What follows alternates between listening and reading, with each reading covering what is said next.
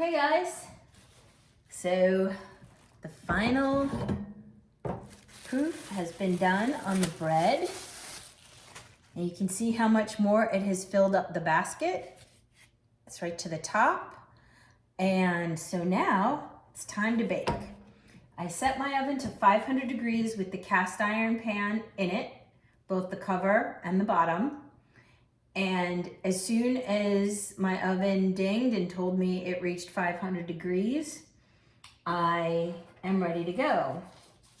So what I'm gonna do first is I'm gonna put a piece of parchment over the bread. Just makes it easier to get it in and out. This is just the way I do it. You certainly don't have to. You can flip it right into the hot pan if you wish, but I find this a lot easier. There we go.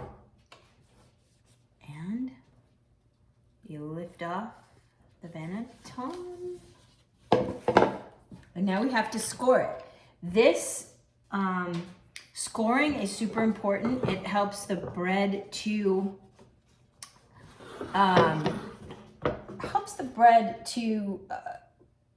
somewhere for the steam to go so that it can rise and grow and be that beautiful loaf that we recognize. And otherwise it would inhibit the growth. It would burst somewhere that we don't want it to burst. You can certainly do a simple just score, or you can make designs. This one we're just going to score simply, or maybe I'll make a little design, see how it comes out. You want to use a very sharp, this is a lame. It's spelled L-A-M-E, kind of like lame. It's just basically a super thin, super sharp razor blade with the handle.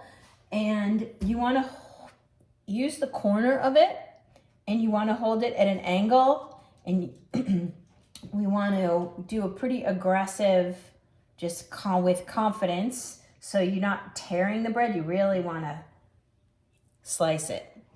You can see I did a pretty nice deep slice there. And then if you wanted to do a decoration, you could do let's do a little wheat pattern. We'll do a straight line and then some little diagonal lines like this, and you can offset them. There are millions of cool videos on beautiful designs, really intricate designs that you can do when you're scoring the bread.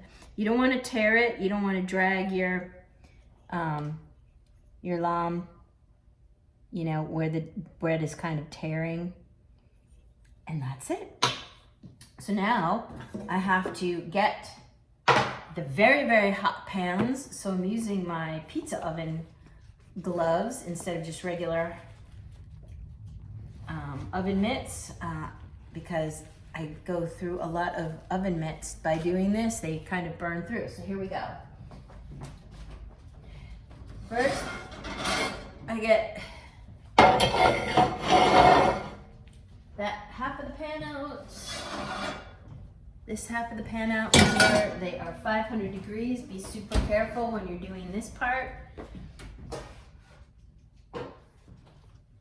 And you just slide the bread and the parchment right in there. Ooh, hot. And then you want to cover it for the first 20 minutes. And then in 20 minutes, we will take the cover off and bake it for another 20-25 minutes. So the cover helps keep the steam in because we don't have a steam injected oven, and I don't want to fool around with spray bottles and ice cubes in my oven. I shorted my oven out once when I did that. So in it goes, and immediately we turn down the temperature to I forget what, so I'm going to look here. Haven't done it in a few months, so I forget.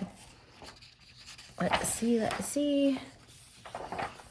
Meanwhile, I will tell you that what we're going here for with that scoring, you want what's called an ear. It's a pretty pronounced a pronounced shape of the bread at the scoring. So we want to lower it to 450. And because my oven, the heat only comes from the bottom, and my loaves were getting a little too, I don't want to say burnt, but close to burnt on the bottom. So I put a cold cookie sheet, not cold, but just room temperature cookie sheet on the rack right below the pan. And that diffuses the heat up from the bottom just a little bit so that I don't get a burnt bottom and I get a perfect loaf. We'll be back in 20 minutes. I got to set the timer.